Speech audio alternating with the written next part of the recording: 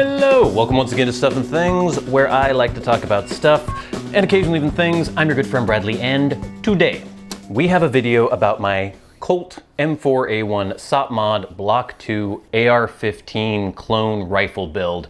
Some of you have been following along with this series on the channel. We started out where I was gathering all these components. I had an idea, not an original idea because a lot of other people have done this in the past, but I wanted to build a clone of an M4A1 SOPMOD Block 2 rifle. These are the rifles in the SOPMOD program within our special operations community in the US. Different components, different parts that go on the rifle that the operators are able to use out in the field. I thought it would be cool to do a clone of this. If you have not seen the previous videos in this series, check out the playlist. It is an M4A1 SOPMOD Block 2 clone playlist, I think it's called. I also have my entire Guns and Things playlist. You can follow along with the whole saga of me getting all these different parts, deciding which parts were going to go on the gun. I explain a lot of the reasons behind the different parts that I choose for the weapon. Basically, the entire objective of this build was for authenticity, trying to get the closest civilian equivalent to an AR15, well, an M4A1 SOPMOD Block 2 rifle. And in the last update video I posted, I talked about a tragedy that befell me. I had a certain rail, it was the Daniel Defense RIS 2 FSP version. It was the railed forend that goes on the SOPMOD Block 2 that has a cutout for the front sight post. And there are some weapons in the SOPMOD Block 2 program that have the front sight post. I decided I wanted the full continuous rail without the cutout. They're extremely hard to find. They're not available to the civilian market anymore. You have to get them on the secondary market. And I explained to you how I had tried to purchase one through the AR15.com equipment exchange until I was thwarted by Ronnie J. Cochran.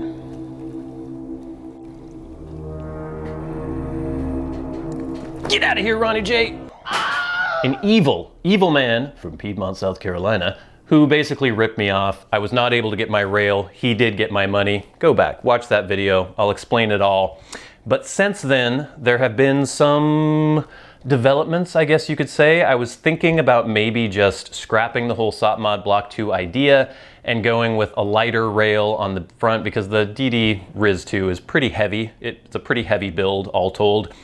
But since then, I was contacted by an amazing, generous man. His name is Kevin, and he contacted to let me know that he had a Daniel Defense RIS 2 that had hardly been used, and it was the continuous rail, not the one that was cut out for the FSP, and he was going to let me have it.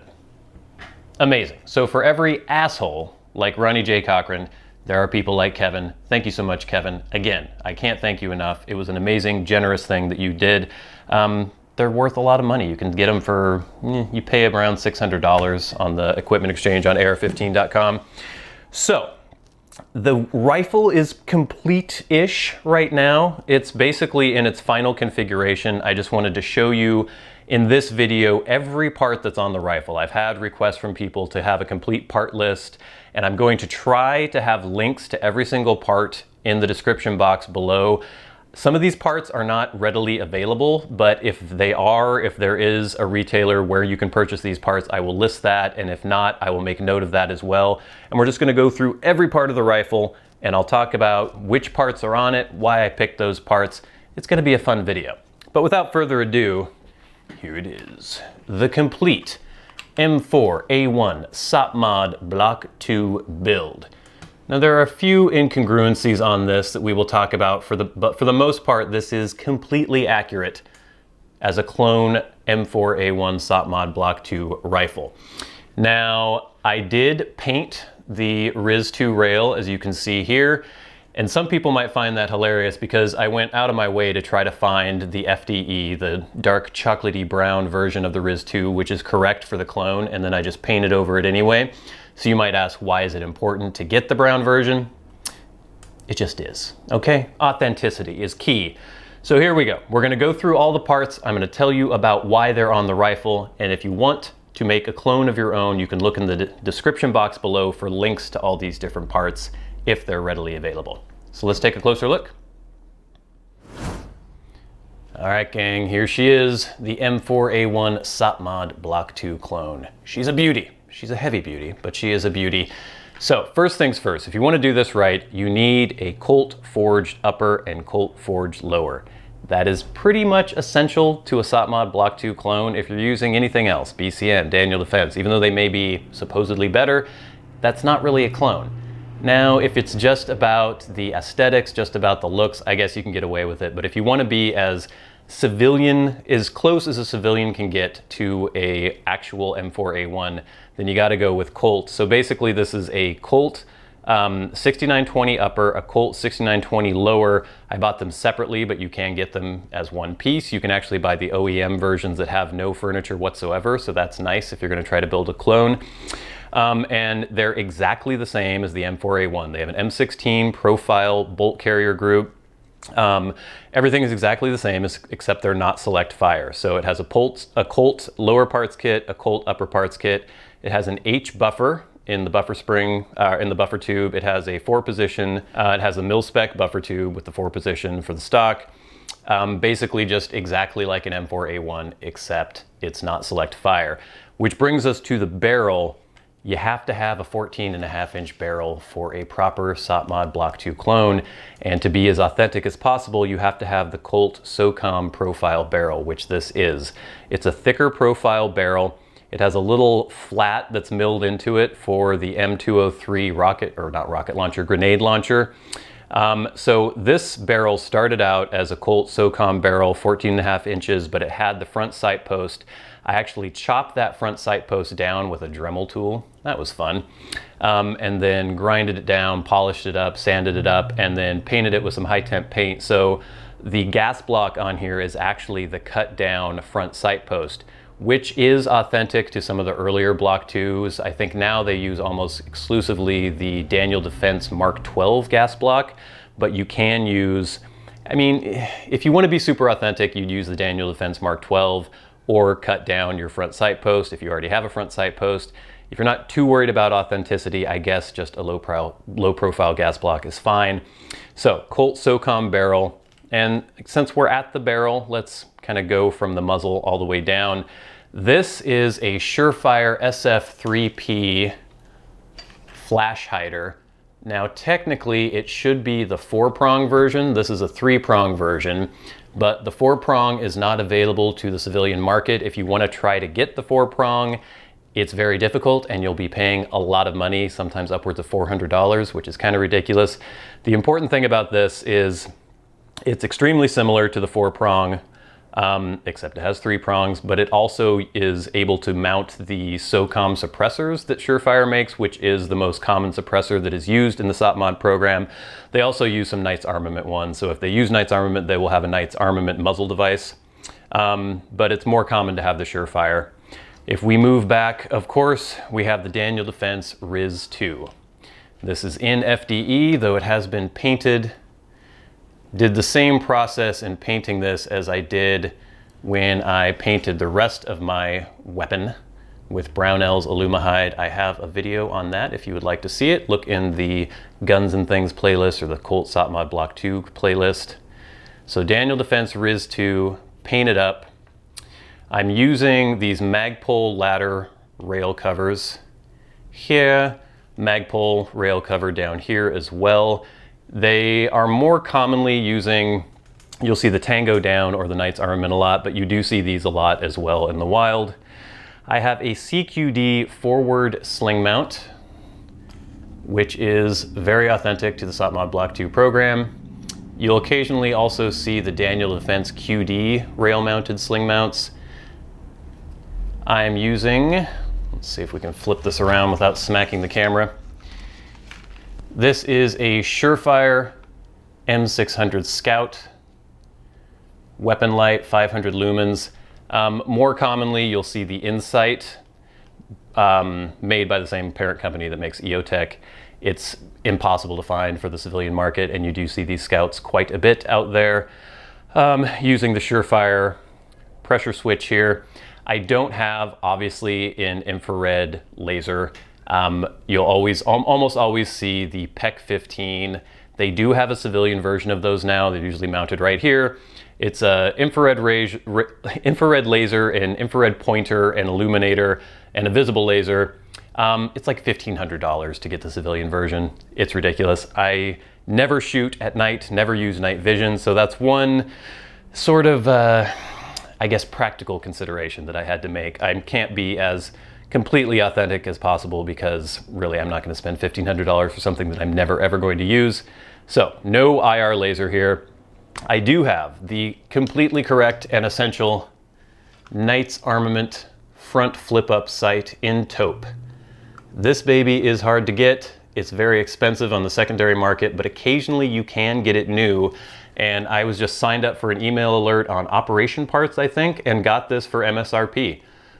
They got a few, they alerted me, and I grabbed it. So this is essential for a clone rifle build. Moving down, we have the Tango Down vertical grip. You'll see this and also the Knights Armament vertical grip, sometimes grip pods as well, but this is definitely the most common. I'm not a huge fan of this because I don't use this as a grip. I use it more as just a hand stop. So if I were not making a clone, I would probably use the BCM grip that I also have right here. Probably mounted like this. It's much smaller, much lighter, and more useful as a hand stop. So depending on, you know, if I decide that I'm going to de-clone, go out, shoot, I might swap this out. If I want to be completely clone correct, I use the Tango Down. Moving further down the rifle, I guess magazines aren't that important, but you'll see a lot of Magpul magazines like this. Also just the normal GI magazines that are issued. I currently have the A2 pistol grip on here. I had previously had the Tango Down BG17 battle grip. These are on there. You'll see most commonly the Colt A2 grip. Sometimes you'll see Magpul stuff too. Often a lot of the parts on these SOPMOD Block 2 rifles, if it's something that can easily be swapped out by the end user, sometimes you'll see a lot of different variation. So stocks, sometimes vertical grips, sometimes pistol grips. For complete authenticity, I have the A2 on here, but I also have this BCM. This is the Mod 3. Whoa, there goes the screw. I prefer this ergonomically, but I have the A2 on for authenticity.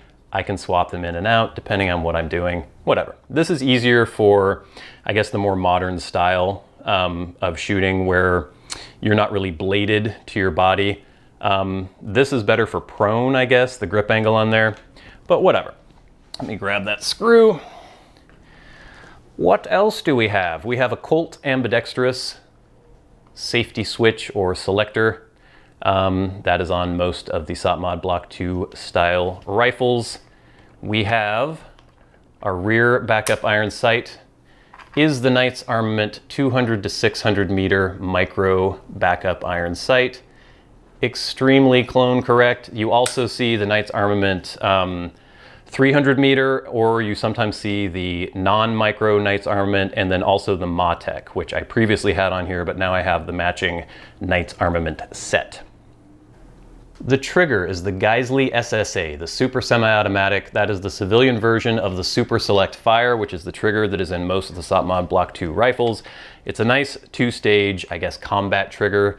Nice repeatable pull, pretty light, very crisp, a big upgrade over the normal mil-spec trigger. What else have we got here? We've got the PRI gas buster charging handle. You'll see that a lot. It helps cut down on gas being vented into your face if you're using a suppressor. Usually it's either this or the just normal Colt Forge charging handle. Rear sling mount is the CQD rear sling mount. This is very authentic, very common on the SOPMOD Block 2 rifles. The stock is the B5 SOPMOD Enhanced. So most commonly you'll see the LMT SOPMOD, but B5 does have military contract as well and does provide these. They're basically identical, except the B5 is much cheaper and has a QD sling mount attachment here. You'll also see a lot of Magpul CRT stocks out there, and sometimes just the normal Colt M4 style stock. Yeah, there's a lot of variation you'll see in the stocks. That seems like something that's commonly swapped out by the individual user. But for complete authenticity, LMT or B5 SOPMOD stock. It's a nice stock, has a nice firm, not firm, nice wide cheek weld, pretty comfortable. The sling I'm using is the Faro Concepts Slingster. Again, this is something that, I don't know, how can you tell how authentic this is? I guess this just depends on who's using the rifle out in the field. I think you'll see probably more commonly the Blue Force Gear sling, things like that, but who knows? Anyone could order this and slap it on their rifle. It's not like you have to use an armor for that. I just like it a lot. I like the adjustability of it, and I like the fact that it has this little padded section as well. It's nice. Our friends to the north in Canada make these. And for the Optic, this is where we get a little controversial. Normally you will see the Elcan Spectre DR, the Trijicon ACOG, or most commonly, previously, you saw the EOTech EXPS 3-0. Now, with all the stuff that's been going on with EOTech lately, I did previously have the tan EXPS 3-0 on here, but when EOTech was sued by the government for basically not telling them about some of the problems that they had with their sites, thermal drift, moisture incursion into the site, I took advantage of their buyback program. I sent back my EXPS 3-0 and I ended up getting this Aimpoint T2 on a LaRue lower 1/3 co-witness mount. Now, there are units, now this is all stuff that you kind of have to piece together from forums and just research, but there are units, I think the Rangers mostly, but I could be wrong on that, I could be misremembering, who use the T1 on a lower 1/3 LaRue mount. And SOCOM was testing the T2 as a possible replacement for the EOTech. So I am using, I guess, creative license to say that there could be a T2 out there on one of these SOPMOD rifles. Supposedly, EOTech has solved the problems with their holographic sights, and so I may look into getting another EXPS 3-0 and slapping it on here, maybe with a magnifier at some point, though the gun is already over 9 pounds. It's really heavy. So adding, I think this with the mount is like 6.4 ounces, but the EXPS 3-0 on its own is around 11 ounces, and I think the magnifier is another 11 ounces. So you're adding well over a pound. Well, I guess if you take away this, you're adding about a pound onto your rifle. So that's nothing to sneeze at. But I like the T2 a lot. Even though I do have a slight astigmatism, and if you do have a slight astigmatism, a red dot like this can appear not quite as perfect as for someone who doesn't. It maybe looks like a little cluster of stars sometimes. For me, it's not bad at all if I'm shooting out in daylight. There's just kind of a slight distortion to the dot, nothing that prevents me from using it. And I think that's it. I think I've gone over every single part that's on this rifle. Like I said, it's all Colt inside, which is authentic. Colt A2. Yeah, I think that's it.